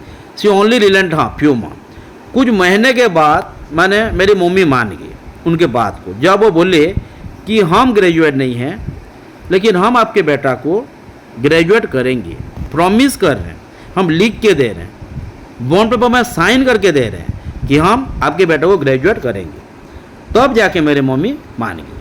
तो यहाँ पे एक वर्ड दिया गया है रिलेंटेड। रिलेंटेड मतलब होगा agree on the condition. Agree किसकी होता है, कंडीशन में एग्री टू द कंडीशन, कोई भी कंडीशन को एग्री हो जाने को बोलता है रिलेंटेड। लिखते रहिए, मैं हर को बोल रहा हूँ पेपर रखना, पेन और पेपर के साथ रहना, बुक तो रहेगा ही रहेगा, हाँ पेन पेपर भी इतना जरूरी है जितना बुक। ओके, तो क्या बोले वो, आपके बेटा को हम ग्रेजुएट आपके जैसे करेंगे, तो जाके वो मान गए। रिलेंटेड मतलब समझ में आया। देखते हैं फिर क्या क्या हुआ है। She only relented a few month later when my parent promise that I would someday go to college. मैं एक ना एक दिन कॉलेज जाऊंगा या हम आपके बेटे को कॉलेज को भेजेंगे। तो ये हमारा हो गया और एक पैराग्राफ खत्म। अब हम आगे चले जाएंगे। या को बोल रहा है एंड 17 ईयर लेटर कॉलेज को भेजेंगे, मतलब क्या है, पैदा होते तो कॉलेज नहीं जाऊंगा ना, मैंने डेफिनेटली 16-17 के बाद ही जाऊंगा, जैसे हम यहाँ करते हैं ऐसा। तो जब मैं 17 साल हो गया and 17 years later I did go to college, वो जब 17 साल हो गया मैं कॉलेज को गया। हाँ, जब जाते हैं हर कोई। तो यहाँ पे 17 साल के बाद तो हम +2 जाते हैं, +2 15 में जाते हैं, 10th के बाद +2 जाते हैं। यहाँ इंडियन सिस्टम ऑफ एजुकेशन अलग है, वेस्टर्न अलग है। और जब हम +3 पढ़ते हैं वही कॉलेज है, +2 जो पढ़ते हैं स्कूल है, जैसे हम पढ़ते थे Saint Joseph convent higher secondary school, ये क्या था, स्कूल था। 12 तो यहाँ थे, तो ये अलग है ना, लेकिन हाँ कुछ कुछ कंसेप्ट यहाँ वहाँ है। तो and 17 year later I did go to college, college को गए। But I naively choose a college that was almost as expensive as Stanford. लेकिन मैं ऐसा एक कॉलेज को गया, नहीं जान के गया, मैं नहीं जानता था इतना खर्च होगा, इतना बड़ा कॉलेज है, इतना खर्च नहीं जान के मैं ऐसा एक कॉलेज को गया जो कि आपके जैसे कॉस्टली कॉलेज था। माने स्टैनफोर्ड, जहाँ पे यूनिवर्सिटी में भाषण देने गए थे, ये माने इस तरह का एक कॉस्टली कॉलेज को मैं चला गया बिना जाने, माने नहीं जान के चला। जानता तो थोड़े ना जाता, नहीं जाता तो कहाँ जाता, ये बात की बात है। वो बोले नेवली मतलब अननोइंगली, इनोसेंटली, बहुत सारा वर्ड यूज हो सकता है। But naively I choose a college, मैं ऐसा एक कॉलेज को मैंने चूज किया, पसंद किया, पढ़ने के लिए जाया जो आपके जैसे कॉस्टली कॉलेज था। That was almost as expensive as Stanford and all of my working class parents saving were being spent on my college tuition. और वो इतना कॉस्टली कॉलेज था कि मेरे मम्मी पापा जितने भी पैसा कमाए थे ये सब पैसा वहाँ खर्च हो रहा जा रहा था। डेफिनेटली बहुत बड़े कॉलेज को जाएंगे तो खर्च तो होगा ही होगा, होगा कि नहीं? श्योर। हाँ, क्या बोल रहा है ये? आप दिखते हैं आफ्टर 17 ईयर्स लेटर, यहाँ पे लेटर क्यों बोला गया समझे ना, पैदा होते तो नहीं जाएगा कॉलेज ना, ये जो मैं बोला वही। तो when 17 years later when I board I 17 years later I did go to college, I did go to college या आई वेंट, एक ही बात है। I did go to college emphatic use है डिड का, अगर यहाँ पे आई वेंट लिखेंगे भी तो एक ही बात है, कोई पाप नहीं लगेगा। हाँ, as 17 years later I went to college या I did go to college but naively choose a college that was almost as expensive as Stanford. ये आपकी कॉलेज से एक्सपेंसिव था। And all of my working class parent, जो काम करते थे working class parents, savings were being spend on my college tuition, मैंने college fees में सब चला जाता था। After 6 month I could not see the value in it, मैंने 6 महीने पढ़ने के बाद मुझे बिल्कुल नहीं लगा कि ये पढ़ाई मुझे कभी कोई काम आएगा, मैं कभी काम कुछ कर पाऊँगा, ये पढ़ाई कभी कुछ काम आएगा, मैं कुछ कर पाऊँगा, मेरा कुछ काम आएगा, ऐसा कुछ नहीं लगा उनको। हाँ, क्या हुआ दिखते हैं, आई could not see the value in it, कुछ भी माने कि फ़ायदा नहीं दिखी, ये क्या है, ये क्या पढ़ाई है, समझ ही कुछ नहीं पा रहा हूँ, ये क्या काम करेगा मेरा, कुछ भी वैल्यू नहीं पाई, है ना। आई हैड दिखते हैं, I had no idea what I wanted to do with my life and no idea how college was going to help me figure it out. तो मुझे बिल्कुल भी यानी कि पता नहीं चला या बिल्कुल मुझे नहीं लगा कि ये पढ़ाई मुझे कभी मेरा ज़िंदगी में या फ्यूचर में आगे जाके कभी कोई काम आएगा, बिल्कुल नहीं लगा। मैंने यूजलेस जैसे लगा उनको, माना जो मैं बेकार मेरे मम्मी पापा का पैसा खर्च कर रहा हूँ और बेकार हुआ हूँ, कोई वैल्यू नहीं है, ऐसे ऐसे चीज़। अरे जो अगर कुछ चीज़ समझेंगे नहीं तो ऐसा ही लगेगा ना, तो वही उनके साथ हुआ, क्योंकि मेन बात है उनका इंटरेस्ट ही नहीं था वही पढ़ाई में, जो पढ़ाई वो करते थे, मेन बात वही है ना। तो दिखते हैं क्या बोल रहे हैं ये। हाँ, तो फिर बोले एंड हियर आई वॉज, तो ये समझ में आया, I could not see value in it, I had no idea what I wanted to do with my life and no idea how college was going to help me figure it out, कैसे मुझे help करेगा, ये college क्या पढ़े क्या करेगा, कुछ भी समझ में नहीं आया, figure it out. And here I was spending all of the money my parent had saved their entire life, और मेरी मम्मी पापा का ज़िंदगी भर का कमाई यहाँ बर्बाद हो रहा था, जो कि मुझे ज़्यादा बुरा लग रहा था। अगर कुछ काम आ जाता तो मुझे ठीक है चलता, खर्च भी आ रहा है कभी काम आएगा, लेकिन मुझे तो लगा ही नहीं था कि कुछ काम आएगा, इसलिए मैं क्या डिसाइड किया, कॉलेज छोड़ दूंगा। So I decided to drop out and trust that you would all work out okay, मैं छोड़ दूंगा। और मैं ये भी विश्वास रहा कि ये जो डिसीजन ले रहा हूँ कॉलेज छोड़ने का, ये सबसे अच्छा डिसीजन होगा, क्योंकि कॉलेज छोड़ने के बाद मैं कुछ डेफिनेटली कुछ ऐसा करूँगा जो मुझे हेल्प करेगा। लेकिन कॉलेज में जब तक हूँ कोई भी काम नहीं आएगा। टाइम को दिखना है 58, हाँ 15 मिनट माने अबाउट 1 आवर। एनीवे, तो decided to drop out and trust that you would all work out okay, मतलब जो भी डिसीजन लूँगा ठीक लूँगा, लेकिन कॉलेज में रहना सबसे गलत डिसीजन होगा। तो ये क्या डिसाइड किए, कॉलेज को छोड़ना ही है। It was pity scary at the time. Pity scary मतलब क्या है, कॉलेज को छोड़ना जरा डर है, माना बहुत रिस्क था, डरावना सिचुएशन था, घर में गाली मार भी पड़ता। हाँ डेफिनेटली कॉलेज को छोड़ देंगे, क्या निकालेगा, क्या करेगा, ऐसे बहुत कुछ बात बोलेंगे। डेफिनेटली हम तो खर्च कर रहे हैं, तुम्हें क्या, तुम्हें पढ़ना है पढ़ो, लेकिन वही पढ़ाई कैसे करूँ जो मैं कभी समझ नहीं पा रहा हूँ कभी, बस वही तो बात है। हाँ, and there I was spending all of the money my parent had saved their entire life, और मेरी मम्मी पापा का जिंदगी भर का कमाई यहाँ बर्बाद हो रहा था या ख़त्म हो गया। So I decided to drop out and trust that it would all work out okay, और मेरा कॉलेज छोड़ना ही सबसे बड़ा डिसीजन होगा, अच्छा डिसीजन होगा। वो खुद पे खुद इतना विश्वास था उनका। And it was pretty sure at the time, लेकिन कॉलेज छोड़ते टाइम ये डिसीजन मुझे ज़रा डर लग रहा था, है ना। Anyway, but looking back it was one of the best decision I ever made. लेकिन कॉलेज छोड़ दिया, आगे बढ़ गया, लेकिन जब मैं आगे बढ़ गया और मैं जब मेरी कॉलेज टाइम को याद किया तो कॉलेज छोड़ने का डिसीजन मुझे सबसे अच्छा डिसीजन लगा। इतना अच्छा डिसीजन जो कि मैं कभी लिया हूँ, ये कभी सोचा ही नहीं था, है ना। Here I was spending all of the money my parent had saved their entire life, so I decided to drop out and trust that it would all work out okay.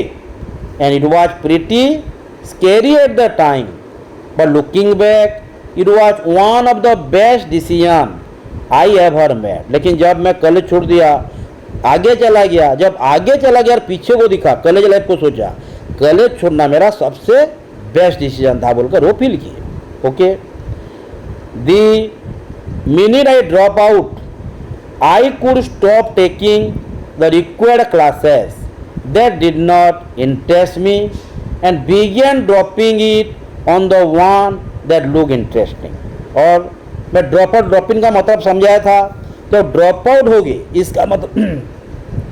इसका मतलब है आप हर क्लास को attend नहीं कर सकते, लेकिन आप वही क्लास को अटेंड कर सकते हैं जो आपको अच्छा लगे, माना कुछ normal classes.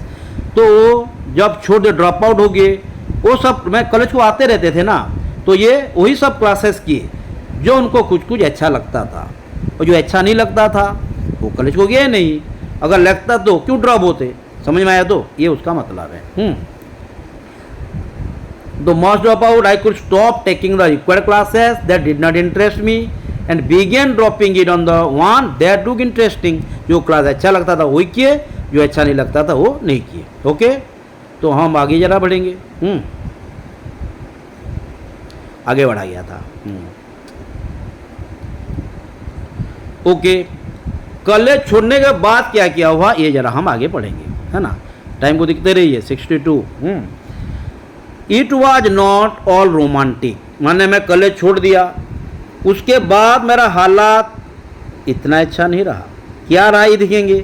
It was not all romantic, माने मेरा जो हालात हुआ इतना अच्छा नहीं रहा, बहुत मेहनत करना पड़ा, बहुत स्ट्रगल करना पड़ा, बहुत तकलीफों का सामना करना पड़ा।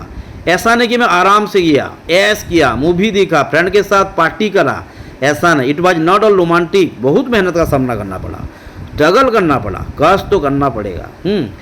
आई did not have a dorm room. Dorm room मतलब है, रूम मतलब रूम है, डॉर्म रूम माने मेरे पास ऐसा एक रूम नहीं था जैसा रूम में मैंने 10-15 जन या 5-6 जन एक साथ रहते हैं। मेरे पास ऐसा भी रूम नहीं था कि मैं और किसी का साथ रह पाऊँ, मेरे पास रूम ही नहीं था। रूम तो रूम, डोम रूम भी नहीं था, मैंने मैं और किसी के साथ रह पाऊँ ऐसा भी एक रूम नहीं था मेरे पास। I did not have a dorm room. Dormitory दिखते रहेंगे होटल में, लिखा था डॉर्मिटोरी, जो मिल के रहते हैं 4-5 जन, हाँ, ऐसा भी मेरे पास एक रूम नहीं था। So I slept on the floor in friends room. इसलिए मैं मेरे फ्रेंड्स बोला है, ध्यान देना, मेरे दोस्तों के रूम के नीचे सोता था, बेरेंडा में सोता था, फ्लोर में सोता था, बहुत सारा मतलब निकल सकता है। माने वो मुझे बिस्तर भी नहीं देते थे, क्योंकि क्यों देंगे भी, हाँ, वो मेरा ज़िंदगी है, मुझे जीना है, मुझे स्ट्रगल करना है। वो मुझे मदद कर दे, उनके रूम दिए, नीचे टाइम दे दिए, वो बहुत है। हाँ, आई रिटर्न, समझ ये कहाँ पे रहते थे वो बोला, और फिर कैसे खाना पीना है, नसीब रहेंगे ऐसा नहीं, ज़िंदगी है, पेट है, खाना तो पड़ेगा, तो खाने के लिए क्या जुगाड़ किए थे दिखेंगे।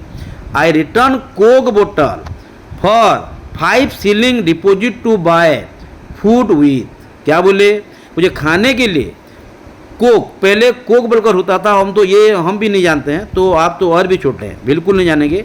ये कोल्ड ड्रिंक्स हुआ करता था उस टाइम में, तो कोल्ड में जो कैब नहीं रहता था उसको बोलते हैं, ये कैब को बेचते थे, कॉर्क कोक बोतल का जो कॉर्क बोला जाता है उसको, वो बेच के कुछ पैसा आता था। कितना आता था?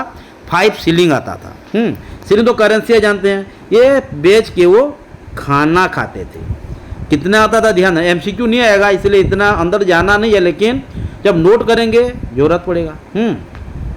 मैंने आई रिटर्न कोक बोतल फॉर 5 shilling डिपोजिट। 5 में अगर मैं डिपोजिट करता तो 5 shilling मुझे मिलता था। Deposit to buy food with, तो 5 सीरीज में खाना खाता था, मैंने खाना की खाता था। And I would walk the 7 mile across town every Sunday night to get one good meal a week at the Hare Krishna temple. ये तो मैं सीलिंग बेच के मैंने सीलिंग को पाता था और खाता था, मैंने 5 जो कोक मैंने कोक का जो कैप जो ढक्कन होता है उसको बेच के मैं खाना खाने का जुगाड़ कर देता था। और हर संडे को मैं हरे कृष्णा मंदिर जाता था। वहाँ हरे कृष्णा टेम्पल कहाँ पे जाता था? हर संडे को जाता था। कितने दूर जाता था? 7 माइल चल के जाता था। थोड़े ना कार में जाएंगे, एरोप्लेन में जाएंगे, नहीं ना, चल पैदल जाते थे। कब जाते थे? हर संडे को, हाँ रात को जाते थे। देखिए, to get one good meal a week at Hare Krishna temple, वही संडे को ही उनको एक दिन अच्छे से खाना मिलता था। वहाँ पे आराम से फ्री में मिलता था भाई कि उनके लिए 7 मील जाना भी पड़ता था, 7 दिन इंतज़ार भी करना पड़ता था, क्योंकि हर दिन तो संडे नहीं है ना, 7 दिन में एक बार आएगा, तो 7 दिन इंतज़ार करना पड़ता था। 7 माइल जाना पड़ता था। तो समझ में आ रहा है क्या क्या करना पड़ता है, क्या क्या हासिल करने के लिए। आसानी से कुछ नहीं मिलता, हमको स्ट्रगल करना है, खुद पे विश्वास करना है और प्रभु पर भरोसा भी करना है ना। एनीवे, तो यहाँ पे क्या क्या सीख मिल रहा है? ओके। और एक आई लव्ड इट, लेकिन ये भी मुझे बहुत अच्छा लगता था, क्योंकि मुझे विश्वास था जो कर रहा हूँ अच्छा कर रहा हूँ, और वही अच्छाई में मेरा प्रभु जी भी मेरा साथ है, ये भी रहना है। And much of what I stormed into by following my curiosity and intuition turn out to be priceless later on. ये जो वर्ड है ये जरा समझते हैं, जरा क्रिटिकल है, लिखने का कुछ कम है, इसलिए मैं लिख नहीं पा रहा हूँ, मैं बोल दे रहा हूँ। एंड मच ऑफ व्हाट, और भी एक बात, जो भी चीज़ मैं ठान लेता हूँ इसको मैं करके ही रहता हूँ, ये कितना भी तकलीफ हो, कुछ भी हो, अगर मैं कोई चीज़ को सोच लो करना है तो मैं करके ही रहूँगा। तो and much of what I stumble into by following, stumble into माने जहाँ पे इन्वॉल्व हो जाता हूँ, फॉलोइंग माने पूरा मैं एसोसिएट हो जाता, पूरा मैंने रख जाता हूँ वहाँ, मैंने पूरा डील कर देता हूँ, मैंने यही करूँगा मैंने जीत एक होता है, मैंने ये जीत होता है कि यही करना है मुझे। तो मेरा मैंने प्रिंसिपल ये है, माई क्यूरियसिटी, पूरा मैं डेडिकेट हो जाता हूँ, पूरा डिवोशन देता हूँ, 100% कंट्रीब्यूशन भी दे देता हूँ। और मेहनत तो होता है, लेकिन बाद में जब चला जाता हूँ, मैं जब बाद में दिखता हूँ, तो जो डिसीजन मैं लिया होता हूँ ये मुझे सबसे बेस्ट डिसीजन लगता है। जैसे कॉलेज छोड़ने का डिसीजन, ऐसा नहीं बोल रहे हैं कि आप पढ़ाई करके कॉलेज छोड़ दो, नहीं, जो भी काम है जो अच्छा लगे, जो आप कर पाओ वही करो। जो मैं हमारा आइडिया नहीं है, एबिलिटी नहीं है, एबिलिटी तो क्रिएट करना पड़ता है, मैं भी एबिलिटी, हर के पास हर कुछ प्रभु जी नहीं दिए होते हैं, तो पहले वही ध्यान देना है। अगर आपको बिल्कुल लगे ना कि ये कर पाएंगे तो यहाँ से दूर हो जाना बेटर है ना। तो into by following my curiosity turn into into, समझ में आ रहा है? जो भी मैं सोच लेता हूँ, जहाँ भी जो भी काम करता हूँ, दिख देता हूँ, ये पूरा मेरे आत्मा शरीर से जुड़ जाता है और ये मैं करके ही रहता हूँ, और बाद में ये सबसे अच्छा डिसीजन बनता है। हाँ, turn out to be priceless later on, ये जो stumble into by following, curiosity, intuition, समझ में आया? Let me give you one example, मैं आपको एक एग्जाम्पल दूंगा। क्या बोल रहे हैं ये? भाषण में कितना बात कह रहे हैं, देखिए, किसको? हमको सिखा रहे हैं ना, यही तो है शिक्षा। हाँ, read college at that time, ये फिर और एक माने क्या क्या बोले थे हम? पैदा होने के बारे में पढ़े, कौन को छोटे से बड़ा करा वो भी पढ़े, कहाँ पढ़े वो भी है, ग्रेजुएशन के बारे में पढ़े, और भी कुछ है, दिखते हैं। हाँ,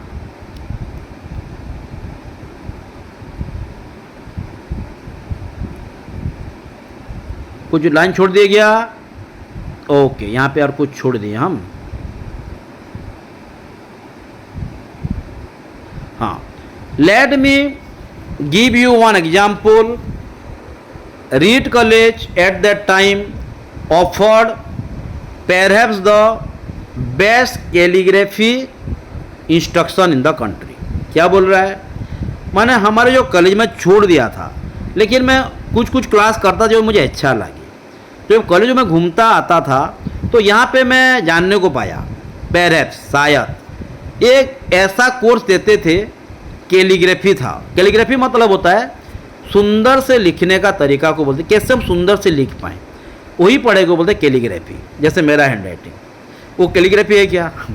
anyway, the best calligraphy instruction, माना यहाँ पे ऐसा कोर्स का शुरू किया गया था कॉलेज में, जो कि हमको अच्छे से सीखने को, कैसे अच्छे से लिखा जाए वो सिखाए। मैं होता तो मैं भी ये कोर्स करता, क्योंकि मुझे भी अच्छे सीखना था। अब सीखने को है लेकिन हो नहीं पाता। इन द कंट्री, तो ये clear, throughout the campus, हाँ, throughout the campus every poster, माने थ्रू आउट द कैंपस माने पूरा, जब कई नए कोर्स आता है तो पूरा चारों ओर बोर्ड लगा जाता है ना, ये कोर्स हम रेफर कर रहे हैं, ये कोर्स हम अनाउंस कर रहे हैं। हाँ, throughout the campus every poster, माने पूरा कैंपस में हर दीवार में पोस्टर पर लगा गया था। किसके बारे में? वही कोर्स के बारे में।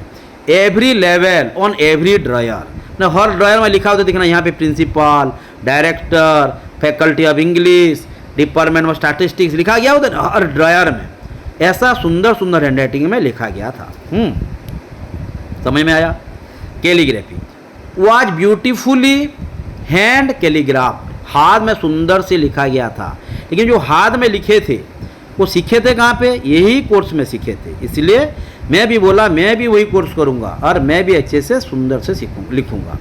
Because I had drop out and did not have to take the normal classes. Normal class तो नहीं लेता था, लेकिन कोई कोई क्लास लेता था जो क्लास मुझे अच्छा लगता था, तो मैं कैलीग्राफी क्लास लेने के लिए डिसाइड किया।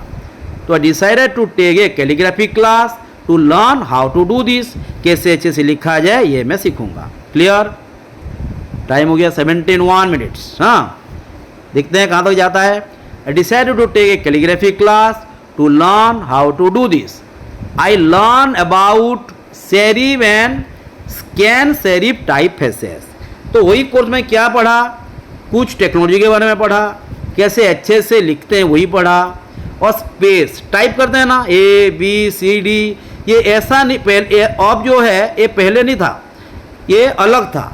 तो कैसे मैं A में दूंगा, उसके बाद कितने स्पेस देगा B होगा, कितने स्पेस देने सुंदर दिखेगा, कितने वर्ड में कितने स्पेस दूंगा, ये हो गया हमारा टाइप फेसेस। समझ में आया?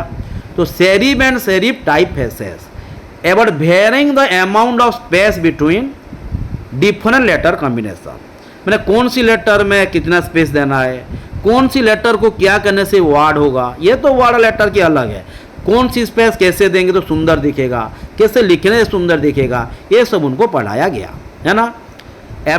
वेरिंग माने कितना दूर में कौन रहेगा, कितना स्पेस में क्या देगा, कैसे में सुंदर दिखेगा, ये सब पढ़ाई उनको सिखाया गया। Learn how to do this and I learn about letter combination, about what make great typography great, और कैसे मैंने एक सुंदर में टाइपोग्राफर बन पाऊंगा, कैसे सुंदर में लिख पाऊंगा, ये सब वहाँ पे वो सीखे।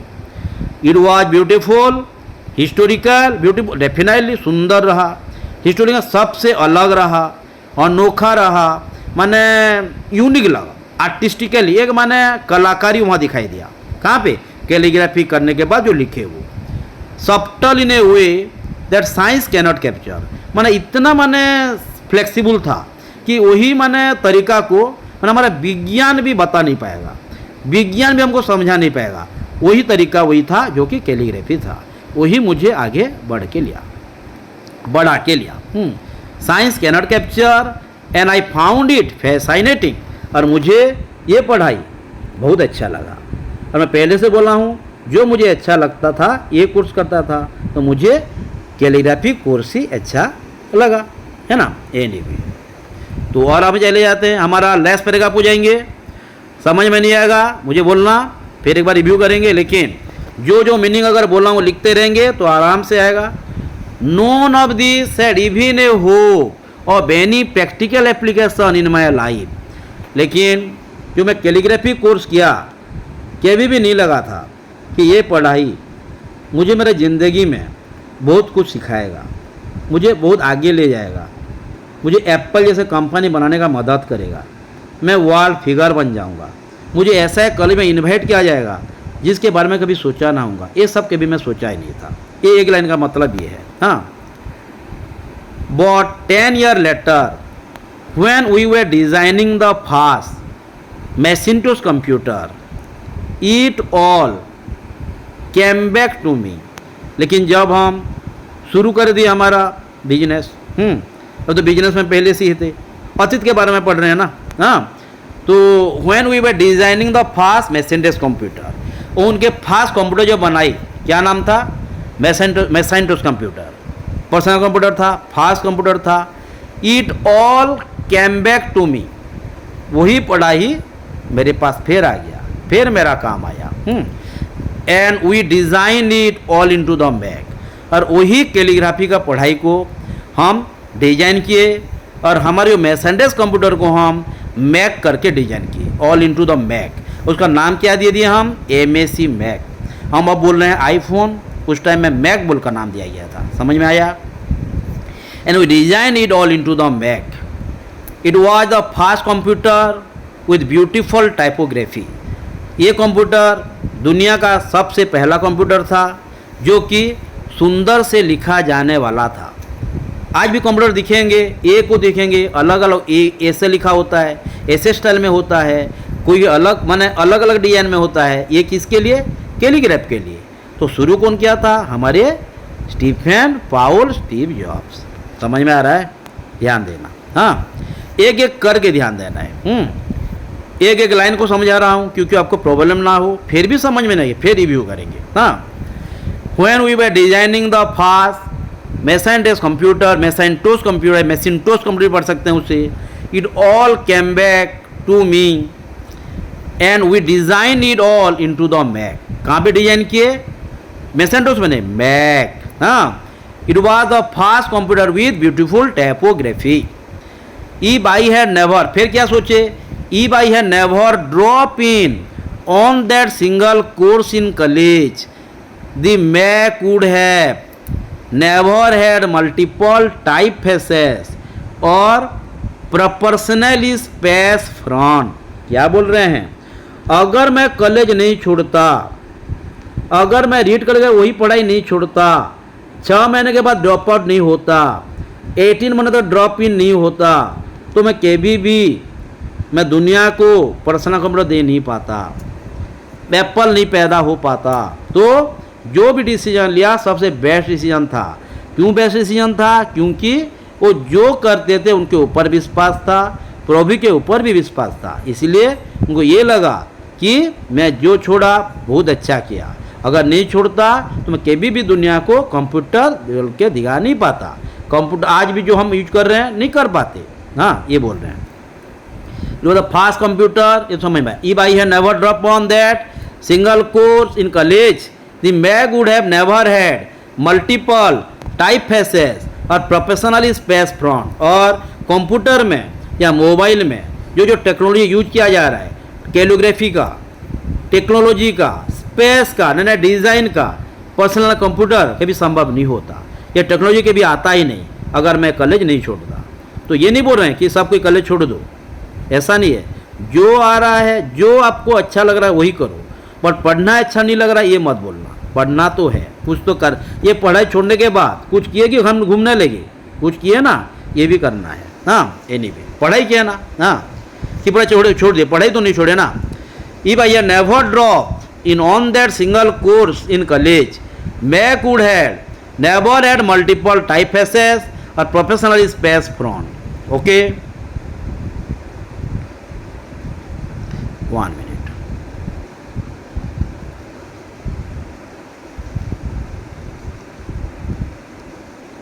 टाइम कितना हो गया? 17:08.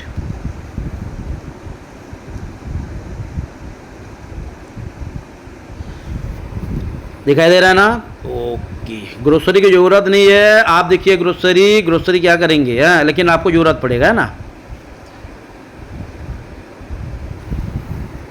तो हम थे, हाँ, multiple time proportionally space front and since window just copied the Mac. Window, अब विंडो के बारे में जानते होंगे, 2007, 8, 10 ऐसे बहुत आता है. लेकिन विंडो तब क्या विंडो पैदा भी नहीं हुआ था. ये हमारे स्टीव जॉब के कॉन्सेप्ट को चुराया, चोर है वो. हाँ, वो चुरा के वो कंप्यूटर बनाया और वो जो हम यूज कर रहे हैं विंडो। लेकिन एप्पल तो एप्पल है, इसलिए तो कॉस्टली है, क्योंकि उसके पास कौन कॉस्टली है, जिसके पास खासियत होगा। हाँ, एनीवे ये भी नहीं है क्वालिटी बोला कि तो कॉपी किया है ना, अच्छा चीज़ कॉपी करना चाहिए, लेकिन जिसको हम कॉपी करेंगे वही सबसे महंगा है ना, वही तो। Just never copied the Mac, it is likely that no personal computer would have them, ये likely that no personal computer would have them माने अगर हम नहीं होते तो पर्सनल कंप्यूटर कभी पैदा ही हो नहीं पाता। तो हमारे पहले कोई कंप्यूटर हुआ नहीं, उसके बाद होने लगे हमको कॉपी करके। वो क्यों बोले हैं, डेफिनेटली बोलेंगे, उनका ये अधिकार भी है। फिर बोले हैं I would have never drop in our calligraphy class, ये तो हो गया था ना। हाँ हाँ, ये जरा लाइन मिल जा रहा है ना। ये likely no personal computer would have then if I have never drop out, I would have never drop in on this calligraphy class, a personal computer might not have the wonderful typography and that they do. Of course it was impossible to connect, कुछ line छोड़ दिए क्या हम, हाँ just एक line छोड़ दिए हम, जस्ट कॉपीड द मैक, ये likely that no personal computer would have them, if I had never dropped out I would have never dropped in on this calligraphy class, and personal computer might not have the wonderful typography in that they do, मैंने हम जैसे करते थे typography, जैसे अच्छे से hand writing लिख के हम स्क्रिप्ट करते थे, जो डिजाइन था हमारे कंप्यूटर में दूसरे लोग के पास या दूसरे कंपनी के पास वही सिस्टम नहीं था, क्योंकि उनसे तो कॉपी किए थे, कैसे होगा। हाँ, of course it was impossible to connect the dot looking forward when I was in college, but I was very clear looking backward 10 years later। लेकिन जो पढ़ाई मैं किया कैलीग्राफी का, मैं जब अगर आगे दिखता उस टाइम में, तो मुझे वहाँ इतने बेनिफिट नहीं दिखता कि ये पढ़ाई मुझे जाके इतने मदद करेगा, मुझे इतना पॉपुलर बनाएगा, मैं दुनिया को मुझे और कुछ देने के लिए मदद करेगा, मुझे एक विजनरी बनाएगा, रिवोल्यूशनरी बनाएगा, पायोनियर बनाएगा और चेरिस्मेटिक बनाएगा। ये पढ़ाई तब उनको ऐसा नहीं लगा था। कब ऐसा लगा, जब वो जब पढ़ लिए 10 साल के बाद जब वो फिर वही कॉलेज पढ़ाई को दिखते हैं, तब उनको ये लगता है नहीं, ये पढ़ाई बहुत मेहनत था, मैं बहुत ईमानदार था, बहुत मीनिंगफुल था, बहुत वैल्यूएबल था। तो क्या बोले ये wonderful typographer they do, of course it was impossible to connect the dot looking forward, अगर आगे दिखता तो ये जिंदगी में काम आएगा, नहीं सोचा या नहीं सोचता या नहीं आइडिया था। When I was in college but it was very clear looking backward 10 years later, लेकिन 10 साल के बाद जब मैं दिखा उसका महत्व को समझा। ये तो होता है, बाद में समझ में आता है महत्व, पहले समझ में नहीं आता, जो हमारे पास होता है समझ में नहीं आता, जाने के बाद उसका महत्व समझ में आता है ना। Again you cannot connect the dots looking forward, इसलिए कोई भी पढ़ाई करे अगर ऑप्शन फ्यूचर को दिखेंगे तो इतना आसान नहीं दिखेगा, इतना वैल्यूबल नहीं दिखेगा, लेकिन जब ये काम में आएगा दिखेगा। जब हमको ग्रैंडफादर पढ़ाते थे ग्रामर, बहुत बुरा लगता था, माना क्या क्या पढ़ाते हैं लगता था। अब जब हम किसी को पढ़ाते हैं, कोई स्टूडेंट को पढ़ा पाते हैं, तो अब लगता है मेरे ग्रैंडफादर सबसे बड़ा आशीर्वाद दिए हैं, ऐसा लगता है। तो ये सबसे अहम है, माने महत्व को तब समझेंगे जब उसका टाइम आएगा। लेकिन जो भी करना है प्रभु के ऊपर विश्वास करके, खुद पे विश्वास करके करना है, नहीं तो काम नहीं आएगा। एनीवे, तो very clear looking forward 10 years later, again you can not connect the dots looking forward, आगे दिखेंगे तो नहीं होगा, जब आगे बढ़ जाएंगे फिर पीछे दिखेंगे, उसका महत्व समझ में आएगा। You can only connect them looking backward, जब हम उसको जाके पीछे पर दिखेंगे तो तब महत्व समझ में आएगा। So you have to trust that the dots will somehow connect in your future, तो आपको विश्वास करना है जो भी काम कर रहे हैं ये आपको ज़िंदगी में काम आएगा, और वही काम को आप दिल से भी करना है, दिमाग से भी करना है, और भगवान बन के करना है, माने वही काम को भगवान बना देना है, वही काम को ही पूजा करना है, वही सबसे बड़ा है। जैसे आपके लिए मेरे लिए क्या है, हमारा पढ़ाई ही पूजा है, इससे बड़ा चीज़ नहीं है, क्योंकि भगवान जी ने हमको ये काम दिए हैं, यही पूजा है ना। हाँ, और ऐसे है पूजा है, ऐसे करेंगे जैसे आप भी दूसरे को पढ़ा पाएँ। जैसे ग्रैंडफादर हमको पढ़ाते थे, मैं आज आपको पढ़ा रहा हूँ, आप और किसको पढ़ाएंगे, यही तो दुनिया है हाँ। एनीवे, लेकिन अच्छा सीख जो दूसरों को काम आई। somehow connect in your future you have to trust in something your gut, माने हम जो कर्म भाग्य जो है डेस्टिनी भाग्य, लाइफ जिंदगी जीवन कर्म जो करेंगे व्हाट एवर जो भी है हाँ, this approach has never let me down. तो मेरा जो अप्रोच है, मेरा जो एटीट्यूड है, काम करने का तरीका है, मेरा सोचने का जो तरीका है, मुझे कभी भी नीचे नहीं कराया, मुझे आगे बढ़ाता गया, लेकिन मुझे कभी कभी नीचे भी कराया। ये हम बाद में पढ़ेंगे, जब यूनिट चले जाएंगे तो फास्ट यूनिट है। हमारे जो माने जो स्टोरी हम पढ़े, हमारे जो स्टोरी इन्वर्ट माने जो भाषण दे रहे हैं, ये फास्ट स्टोरी हम पढ़े, उनके पैदा होने के बारे में, उनके बड़े होने के बारे में और पढ़ाई के बारे में। फिर आगे भी दो स्टोरी है ना, फिर सेकेंड और थर्ड यूनिट में पढ़ेंगे। और भी एक लाइन है, देखिए, this approach has never let me down and it has made all the differences in my life. और ये पढ़ाई मुझे मेरी ज़िंदगी में बहुत कुछ हासिल कराया और मैं ज़िंदगी में पूरा दुनिया को बहुत अच्छा चीज़ दिया। तो जो भी आज पढ़े हैं, कुछ कुछ लिखे भी हैं, तो ये लिखे को हम ध्यान देना है। और डाउट लगेगा उसके ऊपर क्लास करेंगे, लेकिन एक बार आप अच्छे से पढ़िए। जो मीनिंग लिखे, माना चेरिस्मेटिक मतलब हो गया, विजनरी का मतलब हो गया, उसके बाद रिलेटेड का मतलब हो गया, जो भी मीनिंग नया लगा वही मीनिंग को आप समझेंगे तो जाके उसके ऊपर कमांड आएगा। जब नेक्स्ट यूनिट को पढ़ेंगे तो और ऐसे समझ में पाएंगे, नहीं तो क्या होगा, ये अगर रह जाएगा तो आगे पढ़ भी नहीं पाएंगे। इसीलिए उस लेसन को और एक बार रिव्यू कीजिए। डाउट होगा जैसे ग्रामर क्लास में कमेंट या मैसेज करते थे मुझे कहिए, फिर एक बार क्लास करेंगे। Okay then, thank you, have a nice time.